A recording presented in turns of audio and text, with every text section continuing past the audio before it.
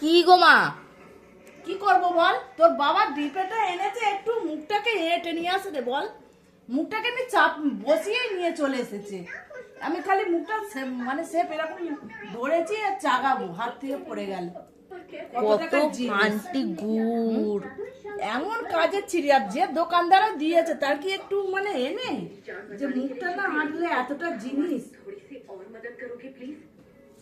সেটাই তো দেখছি, তুমি তো কতটা গুড় তুলেছো এখনো। সব গুড়ি তো পড়ে গেছে, মনে হয় 1 কিলো গুড় এনেছিল, 1.5 কিলো।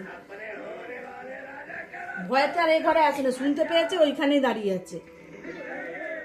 কি করবে এসে? এসে কি করবে? ও গুড়ের মধ্যে মুখটাকে আমি দিয়ে দিতাম ওর। এই গুড়টা কি করবে? ফুটিয়ে নেবে তো একবার। কি হবে, একে আর খায়?